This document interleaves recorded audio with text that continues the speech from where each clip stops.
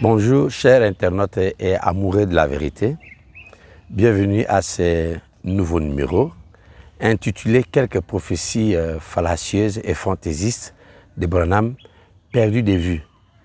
Nous avions déjà promis dans un de nos numéros que nous allons en parler. En soi, Branham a eu vraisemblablement des visions simples jusqu'à avoir des visions les plus complexes d'apparence prophétique incontable. Parce qu'il dit que depuis son jeune âge, pour ne pas dire sa naissance, il a eu des milliers de visions. Alors nous allons exhumer quelques prophéties et les analyser avec quelques démonstrations. Branham a eu sans doute et à plusieurs reprises l'audace à défier des gens pour dire que quelqu'un se lève et démontre si jamais une de ses visions a manqué de se réaliser. C'est tout à fait normal parce que ces genres de paroles sont relayés par ces lieutenants et ces fanatiques et qui donnent encore la conviction à tous ceux à qui il parle du message ou des prophéties de Branham, comme quoi que Branham lui-même avait approuvé, avait déjà démontré que ces prophéties étaient infaillibles. Alors nous allons relever ces défis parce que nous trouvons que ce n'est pas un défi extraordinaire. C'est d'abord un défi fantaisiste et enfantin. Lui-même, il dit dans l'âge de Thyatire,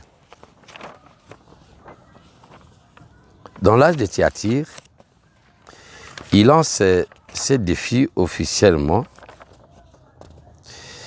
Il dit qu'on lui montre une seule fois où une de ses prophéties a échoué.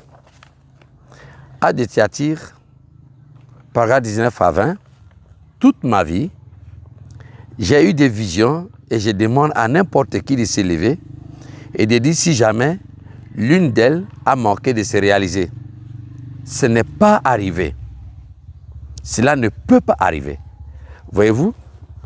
Donc, ici, il convainc son auditoire. Mais nous ne craignons pas. Comme venons de dire que c'est un défi tout à fait puéril, nous allons plutôt exhumer d'autres prophéties perdues de vue que des fois aussi les branhamistes négligent et n'aiment pas qu'on en parle. Mais nous en parlons. Alors, nous allons commencer très rapidement avec la première prophétie. Branham a prophétisé premièrement la fin de la démocratie des USA. Intéressant. La fin de la démocratie. Il dit dans la prédication Le chef-d'œuvre, prêché le 5 juillet 64, au paragraphe 96. Alors que nous voyons les jours s'assombrer, alors que nous voyons les ombres tomber, alors que je le prédis, encore seulement quelques révolutions du sol, ça, on en est fini de cette nation. Ça en est fini de cette nation, savez-vous? Hier, c'était le 4 juillet. Thomas Jefferson avait signé la déclaration d'indépendance, lui et les autres membres ou comités avec lui, et la cloche de la liberté a sonné. Nous avons été proclamés une nation indépendante. Selon l'histoire, il n'y a jamais eu, en aucun moment, une démocratie qui existe plus de 200 ans. Et ça s'est passé en 1776, le 4 juillet. Alors, il ne nous reste plus qu'11 ans. Y arrivera-t-elle? Non, elle ne le peut pas. Voyez-vous, 11 ans. Et si elle y arrive, ça serait contraire à toute l'histoire. Branham souligne qu'aucune démocratie au monde a déjà dépassé 200 ans d'existence. Et il y promet maintenant, il y prédit, toujours avec son système et sa formule spéciale, qu'il y prédit, selon l'histoire. Il fonde aussi sa prédilection selon l'histoire. Il dit jamais, jamais. Et pour le cas précis, il parle maintenant de la fin de la démocratie des USA qui ne devrait pas dépasser 200 ans. Il dit, si jamais ça dépassait, ce serait contraire à toute l'histoire que lui, il connaît. Parce qu'on pourrait bien se poser la question, la démocratie a commencé à exister depuis combien d'années et pendant combien de temps? Bon, lui, il fixe, il dit, une démocratie ne peut pas dépasser 200 ans. Démontrons. La démocratie des USA ont commencé depuis 1776. Alors, prenons maintenant 1776 plus 200 ans.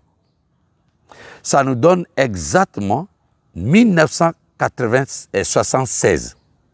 Donc, la fin de la démocratie américaine serait en 1976.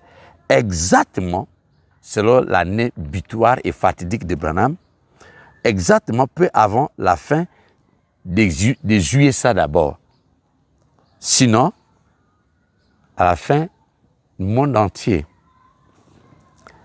En outre, Branham lui-même doute bientôt que l'année 76, on n'y arrivera même pas, ou presque pas. Sinon, le roue de l'histoire s'arrêterait brutalement ou avec fracas. Alors, la question que je vous pose, où en sommes-nous?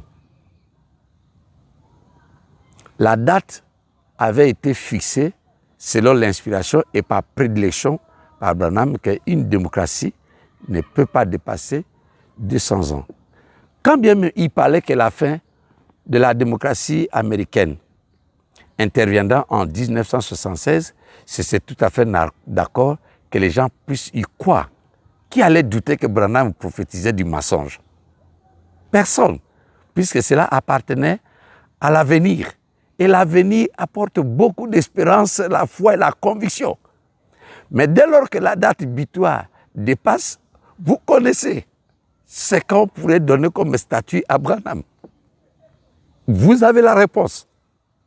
Quand il est ici dit, il y prédit. Il dit ça ne peut pas passer. Il dit ça ne peut pas échouer. Cela arriverait à coup sûr, mais nous savons tous que la démocratie américaine est d'autant plus debout, elle n'a jamais changé, elle continue à faire son petit bonhomme de chemin. Alors, voici une des prophéties que les branhamistes ne peuvent pas vous en parler. Il a prophétisé même sur la fin de la démocratie et il a échoué lamentablement avec ses fantaisies, avec ses prédilections, c'est-à-dire fantaisistes et puis fallacieuses. Encore une fois de plus, Branham promet la fin du monde et il le fixe lui-même à l'an 2000. Il dit ceci dans « Que ferai-je de Jésus ?» appelé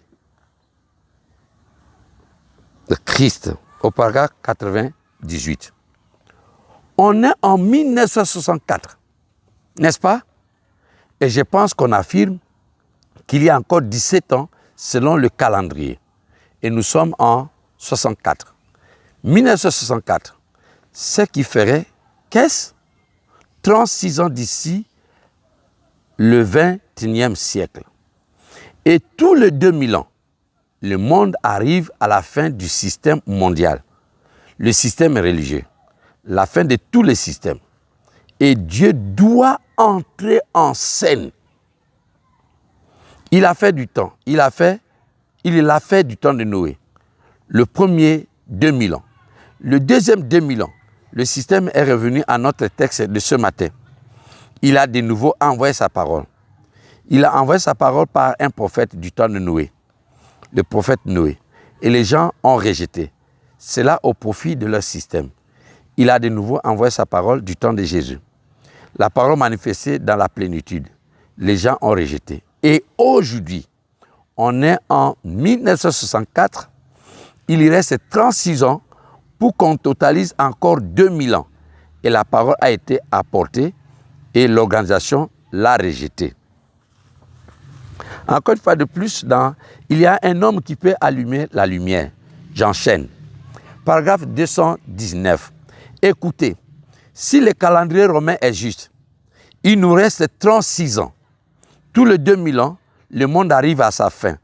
Au bout de 2 premiers 1000 ans, il fut détruit par l'eau. 2000 ans plus tard, c'était la venue du Christ. Voici 1964 qui approche, encore 36 ans. Or, d'après le calendrier astronomique égyptien, nous avons un retard de 17 ans. Il est de 17 ans plus avancé. Cela nous laisse 19 ans. Jésus a dit que l'œuvre serait abrégée à cause des élus, sans quoi nulle chair ne serait sauvée. Où en sommes-nous? Les œuvres que je fais, vous les ferez aussi. Vous ferez le même genre d'œuvres, mais des plus grands. Démontrons. Les 36 ans sont depuis très longtemps révolus et la fin du monde promis, sinon prophétisé, n'a jamais eu lieu au temps marqué. Vous le savez. Avez-vous déjà remarqué le type de calendrier sur lequel Branham s'appuie pour pouvoir fonder ses prédilections? Il parle de calendrier astronomique égyptien. C'est le calendrier maçonnique. Même les branhamistes qui citent Branham ici, eux-mêmes n'ont pas ce calendrier. Je ne sais pas si eux ils citent Branham, en principe, eux aussi, ils auraient eu le temps de pouvoir chercher ce calendrier pour se rendre compte si ce calendrier est authentifié par la Bible. Branham utilise des calendriers purement maçonniques pour pouvoir fonder sa prédilection. Il y parle de 36 ans. Soit selon tel calendrier ou tel autre calendrier. Alors démontrons. 1964 qu'il insiste comme l'année de début. Plus 36 ans. Donc la fin du monde doit intervenir ipso facto parce que chaque 2000 ans, le monde s'arrête. La fin du monde de tous les systèmes arrive et Dieu doit entrer en scène. Et il a fait une petite démonstration selon les 2000 ans au temps de Noé, 2000 ans au temps de Yahushua. Et voici maintenant les 2 derniers 1000 ans qui concernent son message qui doit mettre fin au système mondial. C'est de lui qu'il s'agissait. S'il y a eu un temps, il y a une personnalité qui était l'élément déclenché de la fin du monde, s'il en était le cas de Noé, s'il en était le cas de Yahushua, et maintenant, c'est son cas, c'est son tour. Comprenez bien Branham. Alors, démontrons, 1960 plus 36 ans, ça donnerait exactement 2000 ans. Donc, il parle encore d'un écart de 19 ans. Faisons encore une démonstration. 1964 plus 19. Donc, la fin du monde aurait intervenu en 1983. Écart de 17 ans. Selon le calendrier égyptien, 1964 plus 17, ça fera 1981. Vous avez toutes ces années devant vous. En principe, on peut concéder à Branham. Si ce n'est pas le calendrier maçonnique, ça serait le calendrier julio-claudien. Si ce n'est pas le calendrier julio-claudien, ça serait le calendrier égyptien. Et ainsi de suite. Toutes les années butoirs sont là devant vous. Voilà donc ces 3 années butoirs de la fin incontestable et redoutable du monde. La question est celle-ci. Où en sommes-nous maintenant? Parce que ces années-là ne sont pas dites au hasard. Branham part toujours à partir des hypothèses. Et c'est ainsi qu'il énonce maintenant sa conclusion et en fait une prédilection à la fin. Soyons sérieux. Quelqu'un qui se présente pour dire qu'il ne vous donne pas la date, mais quand même, il vous donne la date, il insiste et vous donne encore d'autres preuves en s'appuyant sur d'autres calendriers comme des faits réels. Vous ne pouvez pas contester sa prédilection. L'enlèvement. Il vous dira que personne ne connaît. Branham a donné une prophétie exacte sur l'enlèvement. 3 sortes de croyants. Paragraphe 209.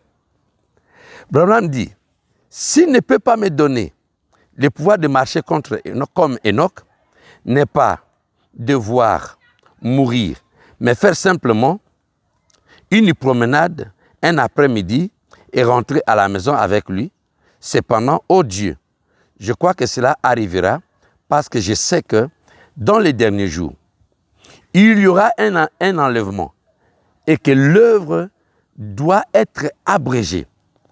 Ô Père, c'est ce que dit notre calendrier.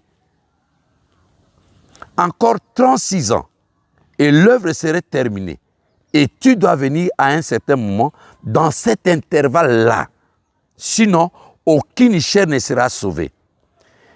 Et puis, les chronologistes, les gens qui sondent les choses, nous disent que nous sommes tout à fait en avance de plusieurs années.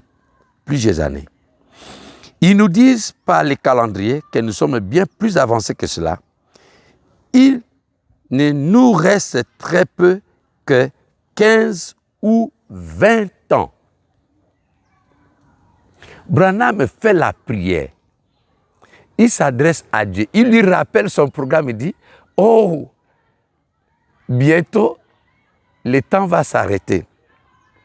Et l'enlèvement aura lieu et l'œuvre va s'arrêter. Il ne nous reste que 36 ans. Le chronologiste, les calendriers confirment cela. Il dit, si ça dépasse, aucune chair ne sera sauvée. Et il dit, ça ne peut pas manquer. Vous croyez qu'il ne s'adresse pas à l'Église? Il s'adresse à celui qui lui donne les prophéties et les visions.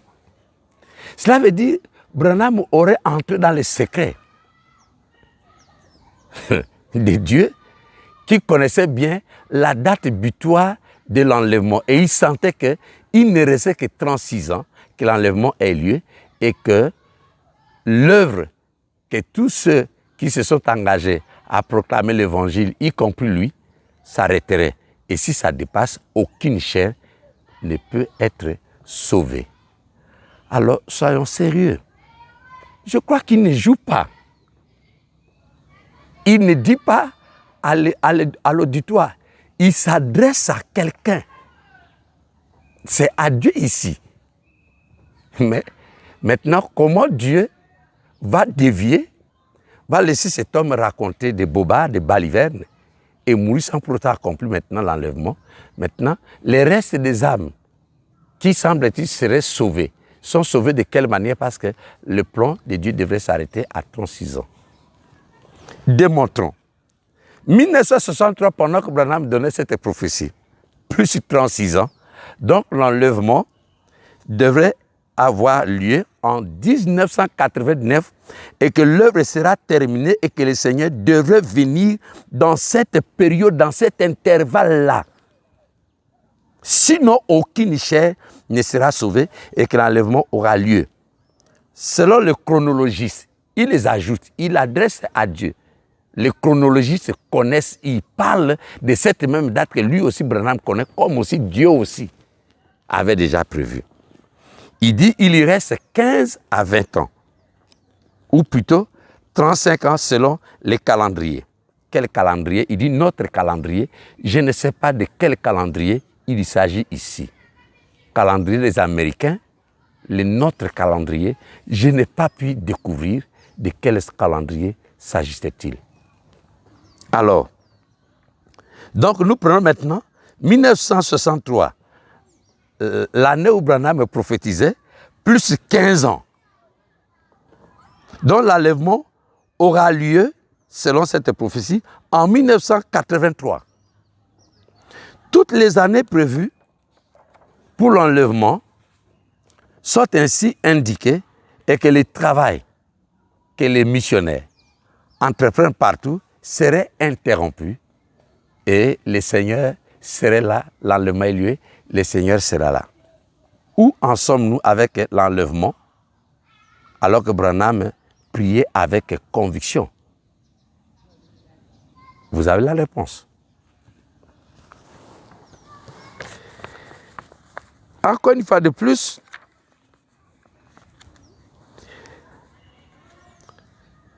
la domination du monde par le communisme.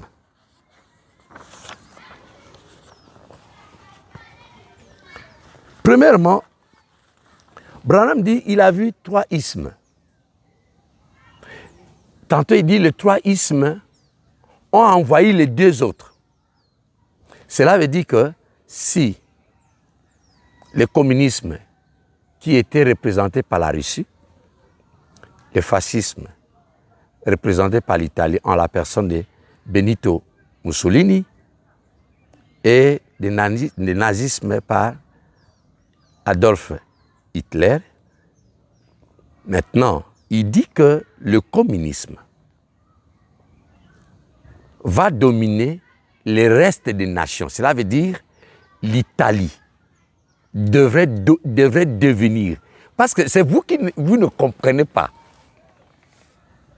Parce qu'il dit les 3 vont se fusionner en un seul isthme. C'est ainsi que l'Italie devrait devenir communisme et aussi l'Allemagne. Vous avez déjà la réponse. Ça fait rire. Vous avez la réponse. Qu'à cela ne tienne, mais lisons maintenant la prédilection de Branham. Israël à la mer Rouge, prêché le 26 mars 53, 41, comme paragraphe. Mes amis, nous vont au temps de la fin. Combien d'entre vous avez entendu les récits qu'on allait me faire arrêter ici parce que j'ai prêché sur la marque de la bête? Il y a des années de cela, lorsque j'ai dit que Mussolini, quand il est entré au pouvoir, il y a une vingtaine d'années que j'ai dit, si jamais Mussolini se dirige vers l'Éthiopie, inscrivez ceci. Il n'y aura plus jamais de paix jusqu'à ce que Jésus vienne.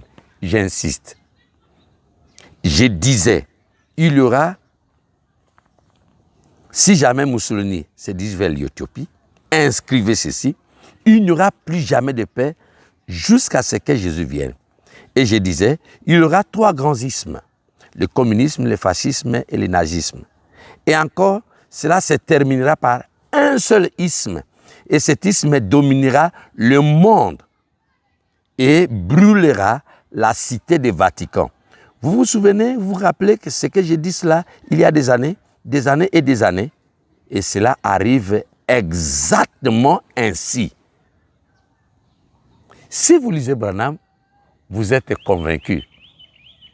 Mais quand vous entrez dans le fait, vous allez vous rendre compte que c'est une imposture pure et simple.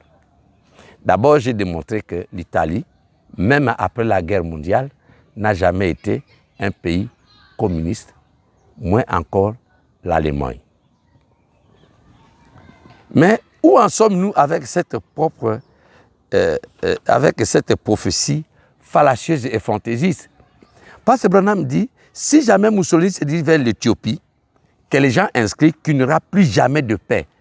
Vous connaissez, il n'y aura plus jamais de paix jusqu'à ce que Jésus vienne. Ça veut dire le monde restera dans la guerre mondiale jusqu'à ce que aucun pays n'aura la paix. Jusqu'à ce que. Parce que le communisme amènera, ce que sous-entendu, amènera la guerre interminable. Et il ajoute que le communisme détruira, brûlera le Vatican pendant qu'il va aussi dominer le monde entier. Pas même quelques pays, le monde entier. Alors, il y a premièrement très peu de pays qui sont communistes dans le monde. Or, depuis 1985, à l'arrivée de Mikhail Gorbatchev à la direction de l'Union soviétique a marqué un tournant irréversible car elle a permis de prendre la mesure de l'échec du communisme soviétique dans le monde. Et c'est le capitalisme qui domine actuellement le monde. Mais on se pose la question que pendant que Branham voyait les trois ismes, il n'a jamais parlé de l'avènement du capitalisme. On ne comprend pas. Il s'est focalisé dans le communisme pour lui, qui est satanique, qui est entre-temps aussi l'instrument de Dieu et qui va punir le Vatican. On ne sait même pas pour quelle raison il prendra l'audace de pouvoir détruire la cité du Vatican. Pour quelle raison? Il fallait qu'il dise maintenant il y aura tel événement qui poussera maintenant le communisme étant comme une idéologie, même pas un pays, ni une personnalité. Je ne sais pas comment le communisme qui est une idéologie va prendre les bombes pour pouvoir détruire. Si on nous disait qu'il y aura une personnalité qui s'élèverait, qui utilisait la bombe pour détruire le Vatican, à cause de ça, on ne connaît même pas, on ne comprend pas. Mais vous êtes là, il n'y a que quelques pays qui sont d'apparence, j'ai dit d'apparence idéologique, communisme, notamment la Chine, qui se réclame du communisme, mais qui subsiste de manière marginale hein, dans certains pays du tiers-monde comme Cuba, Corée du Nord et à moindre mesure Vietnam. À part ça, le monde n'est pas dominé par le communisme. Le monde est dominé par le capitalisme.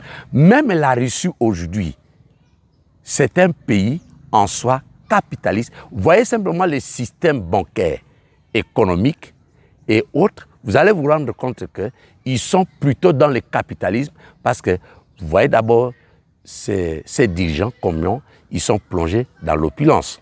Et le communisme n'accepte pas ce genre d'opulence insolente. C'est encore une énième fausse prophétie utopique de Branham parce que les fanatiques ne savent pas qu'en partie, Branham affirmait que 5 de ses visions sont parfaitement accomplies.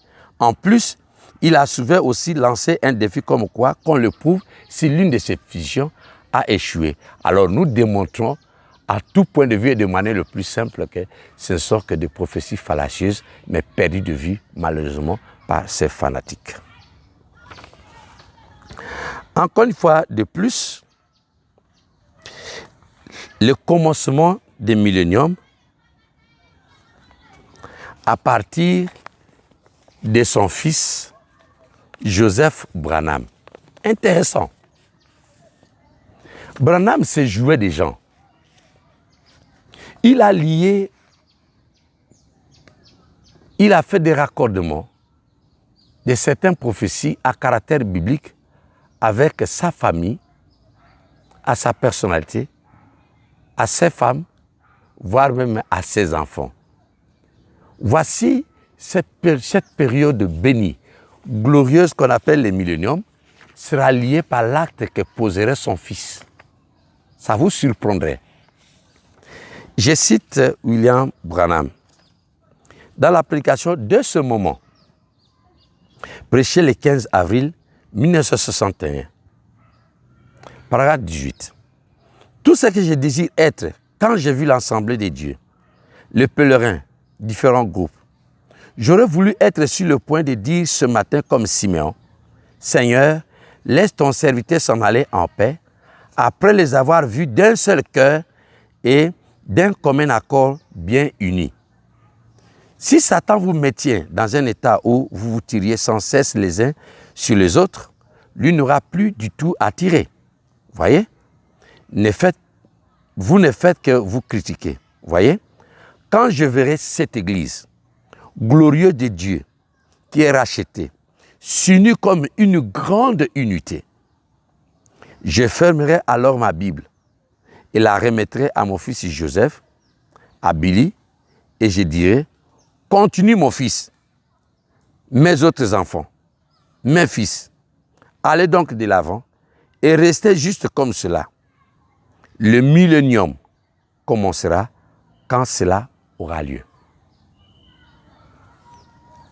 Alors, sachez ceci. Branham, c'était un homme très glissant. Je crois qu'il a tant de fois condamné la succession apostolique. Parce que le catholicisme avait organisé un système de succession qui passait de tel pape à un autre. Et il dit que la succession papale, tout comme apostolique, n'était pas correcte. Lui, sachant bien qu'il partira, il a commencé d'abord à proclamer que son fils a été déclaré, on ne sait pas par qui, par une prophétie, pendant qu'il priait. Pour lui, il dit que c'est à ce moment-là que la prophétie était sortie, que son fils serait prophète. Il est prophète. Il y a un problème sérieux. Il est prophète de quel âge? Alors que lui, Branham, et ses fanatiques, ils disent que Branham est le dernier prophète. Après lui, il n'y aura plus jamais un autre prophète. Parce qu'un prophète, c'est quelqu'un qui reçoit la révélation, la vision, le mystère caché. Maintenant, celui qui devrait le succéder, déjà est son fils. Il serait prophète mineur ou majeur. Il ne dit pas, il dit simplement que son fils sera prophète et il le succédera. Il prendra sa Bible. Il prêchera le même message. Aura même la double onction. Vous savez déjà que le terme double onction ou c'est pas quoi, c'est un terme ambigu. Il aura les doubles portions ou la double portion de son ministère. Et il parle de son esprit. Je ne veux pas entrer là-dedans quand il dit que c'est son esprit. Limitons-nous là. Disons que c'est le même esprit qui était d'Abraham. Il aura en double portion. En d'autres termes, son fils réaliserait des exploits plus que son père. Et les gens ont entendu depuis très longtemps ce moment. Jusqu'à ce qu'un jour, curieusement, on a entendu parler que Joseph Branham a commencé à prêcher. À ce moment-là, nous étions encore dans le système, dans la boîte. Quelle joie pour nous de voir que celui qu'on avait proclamé prophète et successeur a commencé. Mais quelle déception, parce que depuis que ce monsieur est là, on n'a jamais entendu qu'il a prié pour le malade et qu'il a réalisé des choses exceptionnelles au double de tout ce que son père avait réalisé de son vivant. C'est décevant. Mais néanmoins, nous sommes déjà dans une succession familiale où le fils remplace confortablement son père et il est en train d'utiliser la même Bible. On s'entend maintenant de voir maintenant la double portion promise par son père commencer à se réaliser. Pire encore, il dit que le millénium dont nous tous nous entendons aura lieu quand son fils Joseph là va commencer à prêcher en utilisant sa Bible. C'est à ce moment-là que le millénium, il n'y en a pas 10 000 milléniums, il n'y en a qu'un seul millénium qui est promis. C'est ce que vous connaissez. Le règne de Yeshua Mashiach pendant 1000 ans avec les élus ne commencera que quand Joseph prendra la Bible et commencera à enseigner. Autre aspect dans cette vision, Branham qui ne croit pas à la confédération des églises. Quand les autres se réunissaient, il qualifiait de cela de marque de la bête.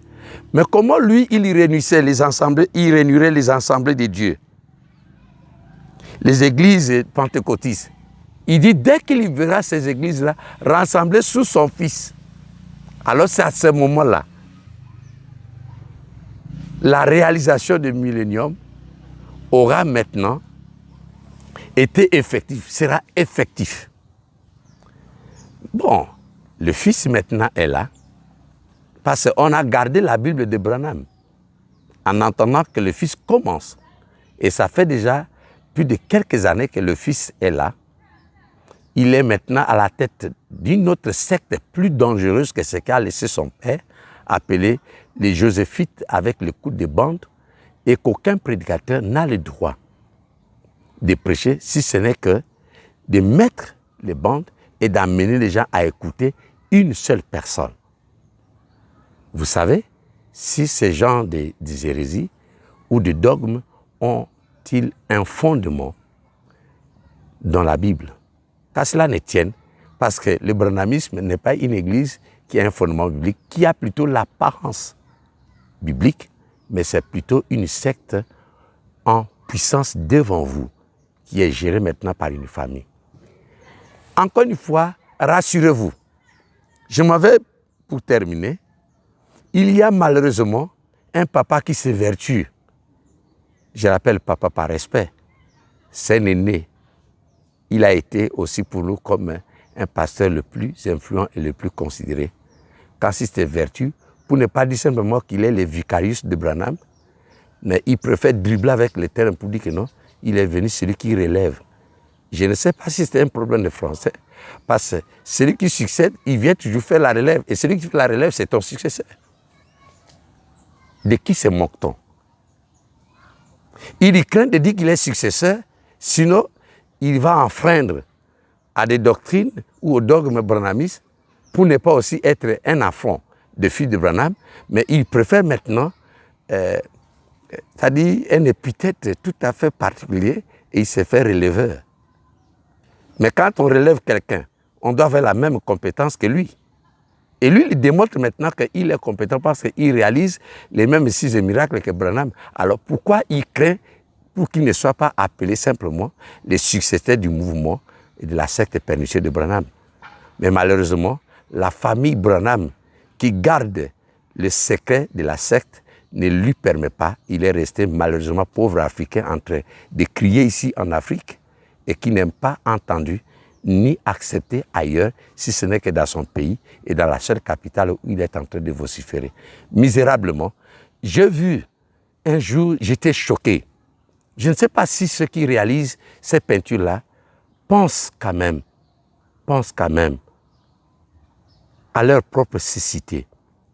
On a dessiné Branham en haut, dans les airs, dans les nuages. En bas, on a dessiné Baruch et que Branham est tenté de lui envoyer un manteau noir. Je ne sais pas s'ils comprennent eux-mêmes quel est le symbolisme de ce manteau noir envoyé à ses papas. Je respecte, je crains de ne pas citer vraiment son nom. Mais j'ai dit, je suis choqué. Et j'aimerais vous choquer aussi pour dire que vous devrez vraiment prendre conscience de l'orientation que vous avez suivie. Et de ces gens-là qui prétendent aussi être les releveurs ou des successeurs. Tout ça, ce sont que des jeux de mots. Ils sont tous dans la boîte. Alors, si ces disputes, ces postes idylliques, pendant que ceux ou celui qu'ils suivaient, c'est un imposteur, alors je ne vois pas comment eux aussi, ils peuvent être propres. Si nous relevons toutes ces prophéties fallacieuses et fantaisistes perdues de vue par les branhamistes, avec les dates à l'appui, et nous en faisons des démonstrations sérieuses pour vous dire, il y avait des dates. Ce n'est pas nous qui les donnions, c'est lui-même qui devrait éveiller la conscience des gens si jamais ces dates-là étaient déjà révolues. Prenez ce monsieur-là, il appartient au passé. Prenez la vérité là. Servez-vous de ces vérités. Quittez ces mensonges et cessez de répéter. Ce sont des énormités. J'ai démontré d'une manière plus simple que ce ne sont que des défis enfantins.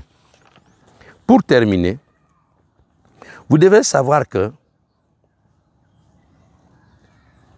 l'effet d'habiller des visions, des prophéties, des bons termes, ne veut pas dire que ce que vous dites est vrai. Parce que qui accomplirait, qui réaliserait tout ce que Branham a dit, s'il engage la personnalité du Créateur? Vous savez. Je crois que c'est le Créateur qui le vise. J'en suis sûr. Mais si la date est dépassée, lui serait quitte. Lui, il a dit que ce qu'il était, ce qu'il recevait comme inspiration.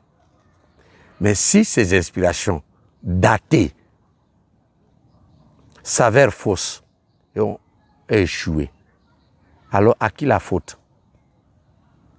J'ai toujours dit et je souligne, sachez que la brasserie qui fabrique des alcools, des boissons de toute nature frélatées ne feront jamais la contre-publicité de ces produits. Mais ce sont les consommateurs, vous qui découvrez que tel produit par telle brasserie n'est pas correct parce que ça nuit à votre santé. C'est à vous de cesser de prendre ces boissons alcooliques frélatées ou ces vins frélatés parce que ça nuirait à votre santé. Mais l'industrie ne se fermera pas. L'industrie ne se fermera pas parce que pour eux, ils vivent par ces profits. C'est leur profit. Mais c'est à vous de décider de ne plus continuer à en consommer. Mais eux ne viendront pas pour vous dire, nous avons découvert que notre produit est de mauvaise qualité. Parce que chaque jour, la publicité s'améliore, ça monte et continue encore à lécher, à toucher, à chatouiller, à enthousiasmer les consommateurs. Il en est ainsi pour les branamistes qui continuent encore à entendre « écoute encore et écoute encore ». On vous garde dans ces mensonges pour que vous ne quittiez pas. C'est un produit périmé. Ce n'est pas moi qui l'ai rendu périmé. La date de péremption de toutes ces prophéties appartiennent au passé. Prenez cela, jetez ça aux oubliettes. Regardez maintenant vers celui qui dit et qui est capable de l'accomplir sans faillir. C'est le Créateur. Il ne ment jamais. Je sais que Branham s'était vertu à se passer pour un prophète. Comment? Il fallait qu'il donne quelques prophéties fantaisistes et fallacieuses que vous avez certainement perdu de vue, mais nous sommes arrivés à les exhumer. Nous allons encore exhumer prochainement d'autres visions, d'autres prophéties. Comment Branham, oui les Branhamistes aussi, essaient de cacher. Nous allons exhumer ça et mettre ça à la surface de l'humanité, afin que tous ceux qui sont amoureux de la vérité en prennent conscience. Merci encore une fois de plus parce que vous avez été nombreux à pouvoir nous suivre et disposer de votre temps pour pouvoir être scotché, à aiguiser maintenant votre esprit critique et de prendre la résolution de ne plus continuer à utiliser et à instiller, même à inspirer et à répéter le faux modèle. Et surtout, de répéter aux oreilles des gens ces prophéties qui appartiennent au passé. Nous faisons toutes ces démonstrations, premièrement, pour vous qui êtes d'abord pasteur ou grand pasteur. Vous devrez avoir honte de vous-même parce que ces genres de choses seraient déjà oubliés de la tête des gens. Mais c'est vous qui les ramenez dans leur esprit pour donner encore le regain et le goût que ces messieurs étaient sérieux pendant ce temps. Le temps l'a déjà dévoué, rejeté. Et Yahweh ne le connaît pas. Je vous en suis. Prenez soin de votre âme. Soyez sérieux envers vous-même. Vous sauverez vos âmes et vous sauverez ceux qui vous suivent. Encore une fois de plus, merci. Au plaisir de nous rencontrer au prochain numéro. Au revoir.